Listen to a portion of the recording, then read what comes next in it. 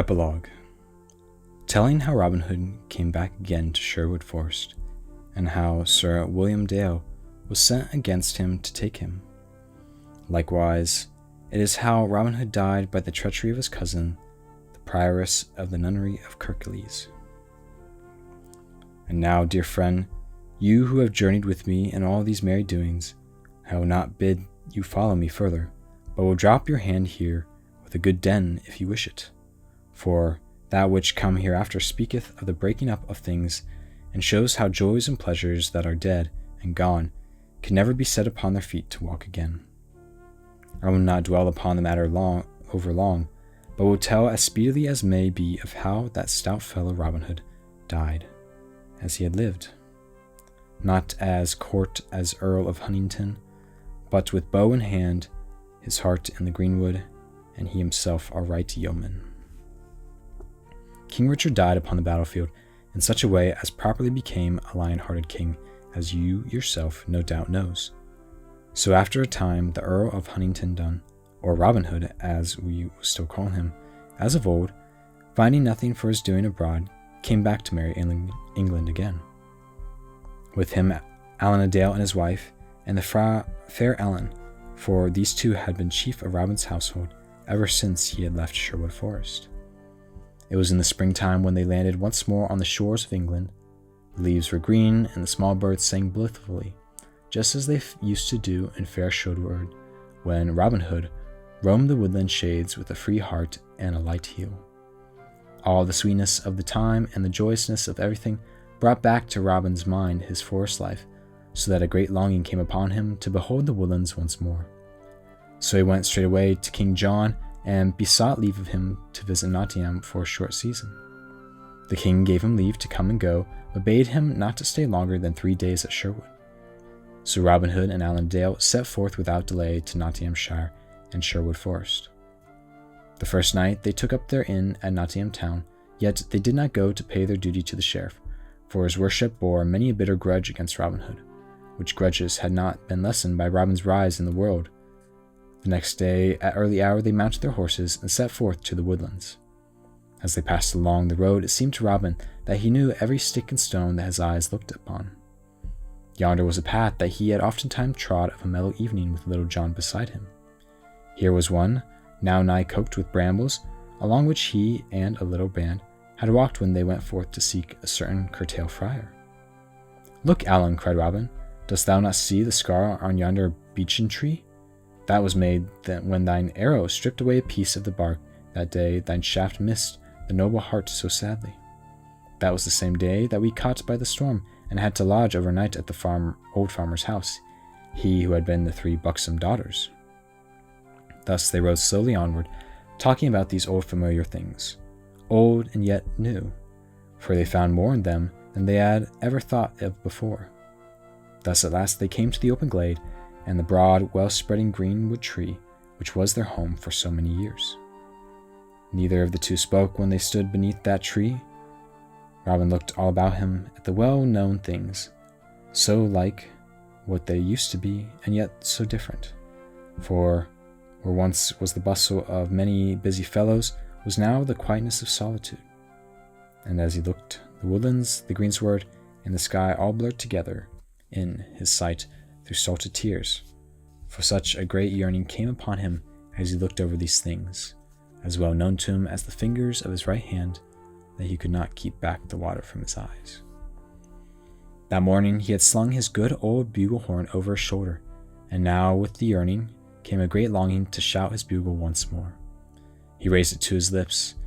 He blew a blast. Trilla, trilla. The sweet clear notes went winding down to the forest paths, coming back again from the more distant bosky shades in faint echoes of sound. Trilla, la la, trilla, la la, until it faded away and was lost. Now it chanced that on that very morn Little John was walking through a spur of the forest upon certain matters of business, and as he paced among, sunk in meditation, the faint clear notes of a distant bugle horn came to his ears. As leaps the stag when it feels the arrow at its heart, so leapt Little John when the distant sound met his ear. All the blood in his body seemed to rush like a flame into his cheeks as he bent his head and listened. Again came the bugle note, thin and clear, and yet again it sounded. Then Little John gave a great wild cry of yearning, of joy, and yet of grief, and putting down his head, he dashed into the thicket. Onward he plunged, crackling and rending as the wild boar thrusts through the underbrush. Little recked he of thorns and briars, and scratched his flesh and tore his clothing, for all he thought of was to get by the shortest way to the greenwood glade whence he knew the sound of the bugle horn came. Out he burst from the covert at last, a shower of little broken twigs falling about him, and, without pausing a moment, rushed forward and flung himself at Robin's feet. Then he clasped his arms around the master's knee, and all his body was shaken with great sobs.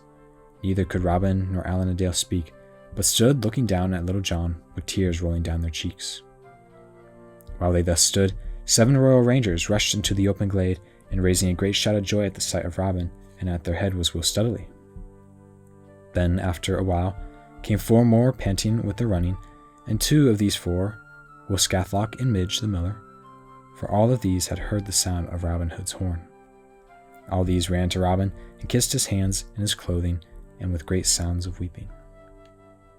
After a while, Robin looked around him with tear-dimmed eyes and said in a husky voice, "Now I swear that never again will I leave these dear woods. I have been away from them, from you too long.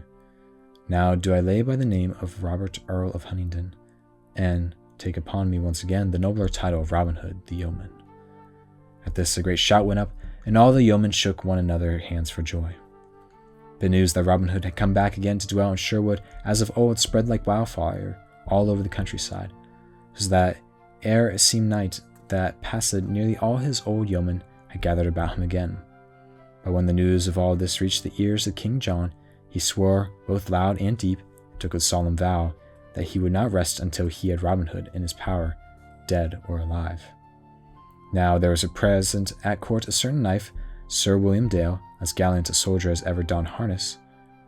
Sir William Dale was well acquainted with Sherwood Forest, for he was a head keeper over that part of it that lay nigh to good Mansfield town. So to him the king turned and bade him to take an army of men and go straightway to seek Robin Hood.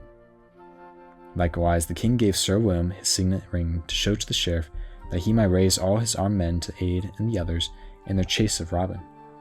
So Sir William and sheriff set forth to do the king's bidding and to search for Robin Hood, and for 7 days they hunted up and down, yet found him not. Now how had Robin been as peaceful as old, everything might have ended in smoke, as other such ventures had always done before, but he had fought for years under King Richard, and was changed from what he used to be. It galled his pride to thus flee away before those sent against him, as a chased fox flees from the hounds. So thus it came about at last that Robin Hood and his yeomen met Sir William and the sheriff and their men in the forest, and a bloody fight followed. The first man slain in the fight was the sheriff of Nottingham, for he fell from his horse with an arrow in his brain ere 50 shafts had been sped. Many a better man than the sheriff kissed the sod that day, but alas, Sir William Dale, being wounded and most of his men slain, he withdrew beaten and left the forest. But scores of good fellows were left behind him, stretched out all stiff beneath the green brows.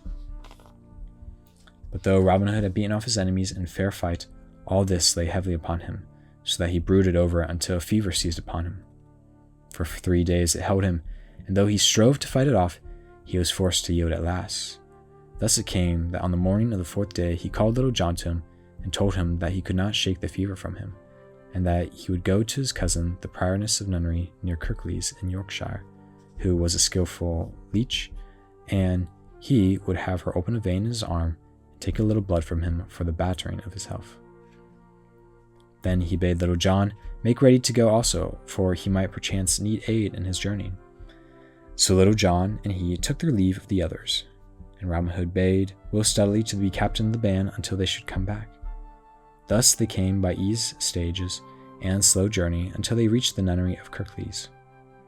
Now Robin had done much to aid his cousin of this, for it was through the King Richard's love of him that she had been made prioress of the place. But there is naught in the world so easily forgotten as gratitude. So when the prioress of Kirklees had heard how her cousin, the Earl of Huntingdon, had thrown away his earldom and gone back to Sherwood Forest, she was vexed to the soul, and feared lest her cousinship with him should bring to the king's wrath upon her also. Thus it happened when Robin came to her and told her how he wished her services as leech, she began plotting ill against him in her mind, thinking that by doing evil to him she might find favor with his enemies. Nevertheless, she kept the well to herself and received Robin with seeming kindness. She led him up the winding stone stair to a room which was just beneath the eaves of a high round tower, but she would not let Little John come with him. So the poor yeoman turned his feet away from the door of the nunnery and left his master in the hands of the woman.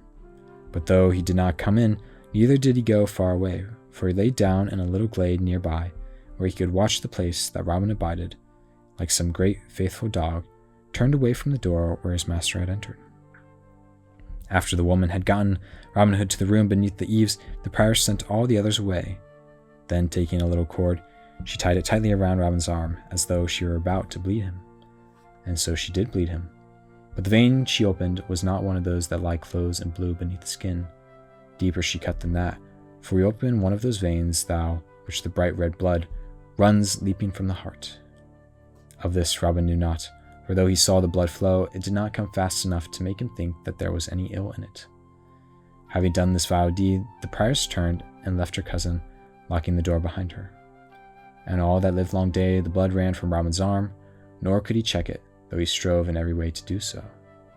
Again and again he called for help, but no help came, for his cousin had betrayed him, and Little John was too far away to hear his voice.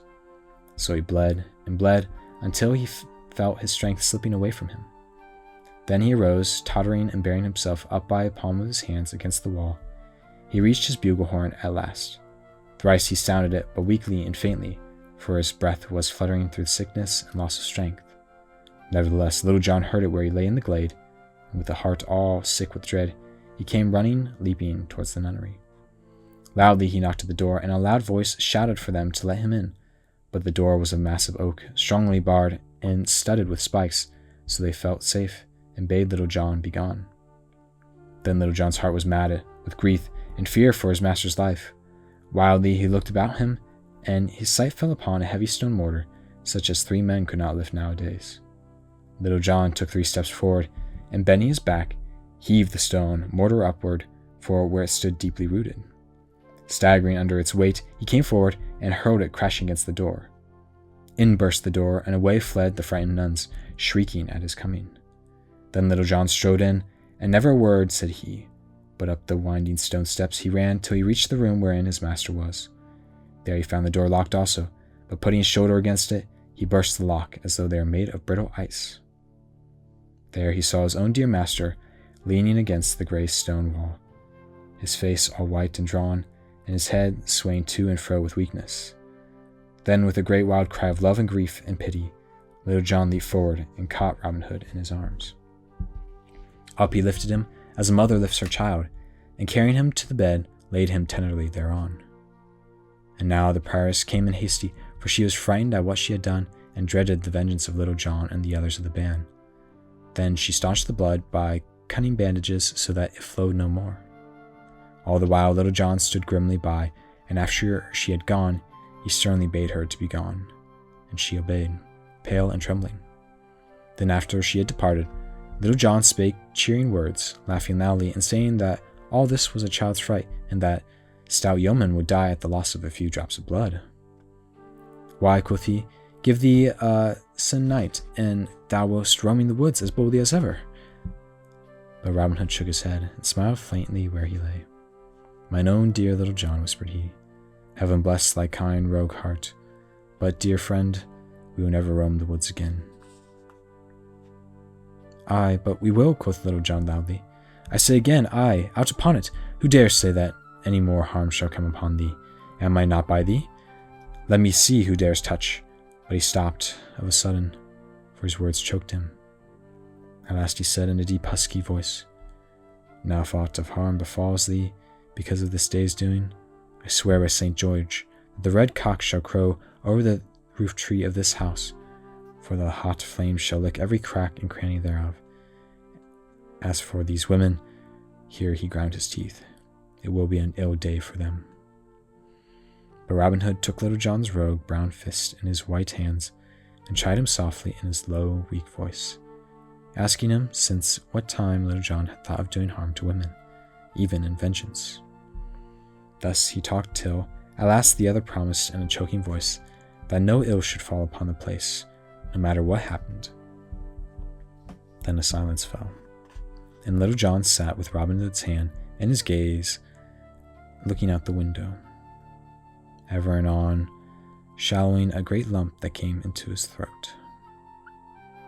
Meanwhile the sun dropped slowly to the west, till all the sky was ablaze with red glory. Then Robin Hood, in a weak, faltering voice, bade Little John raise him, that he might look out once more upon the woodlands. So the yeoman lifted him in his arms, as he bade, and Robin Hood, head laid on his friend's shoulder.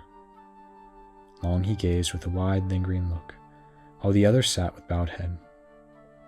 The hot tears rolled one after another from his eyes and dripped upon his bosom, for he felt that the time of parting was near at hand. Then presently Robin Hood bade him string his stout bow for him, and choose a smooth fair arrow from his quiver. This Little John did, though without disturbing his master or rising from where he sat. Robin Hood's fingers wrapped lovingly around his good bow, and he smiled faintly when he felt it in his grasp. Then he notched the arrow on that part of the string the tips of his fingers knew so well. "Little John," said he, "Little John, mine own dear friend, and him I love better than all others in the world, mark, I pray thee, where this arrow lodges, and there let my grave be digged. Let me with thy face towards the east, Little John, and see that my resting place be kept green, and that my weary bones be not disturbed." So he finished speaking. He raised himself of a sudden and sat upright. His old strength seemed to come back to him, and drawing the bowstring to his ear, he sped the arrow out of the open casement. As the shaft flew, his hand sank slower with the bow till it lay across his knees, and his body likewise sank back again into Little John's loving arms. But something had sped from that body, even as the winged arrow sped from the bow. For some minutes Little John sat motionless, but presently he laid that which he had held gently down. Then, folding the hands upon the breast and covering up the face, he turned upon his heels and left the room without a word or a sound. Upon the steep stairway he met the prioress and some of the chief among the sisters. To them he spoke in a deep, quivering voice and said, "An ye go within a score of feet of yonder room, I will tear down your rookney over your heads, so that one stone shall be left upon another.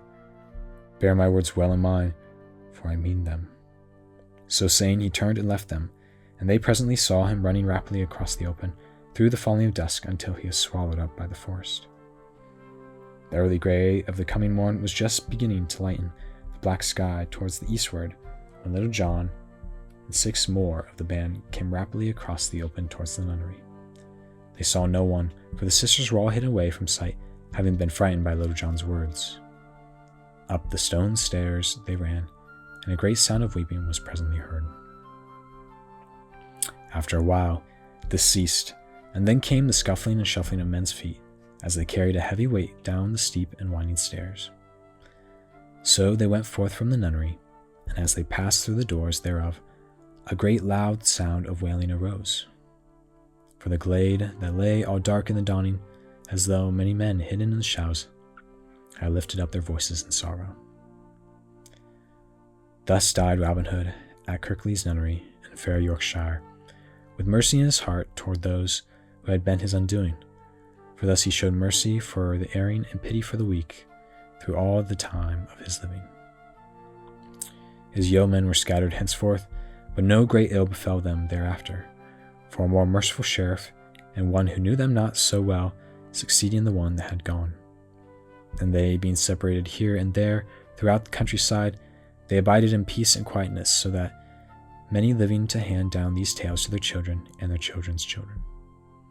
A certain one saith that upon a stone at Kirklees is an old inscription. This I give to the ancient English in which it was written, and thus it runs: "Here underneath dis lane seen last Robert Earl of Huntington, and tier bear, as he said gare, a people called him Robin Hood. Such outlaws as he and his men ill England dare see again. Et 24 Cal Decembris 12:47. And now, dear friend, we also must part, for our own merry journey has ended, and here at the grave of Robin Hood we turn, each going his own way.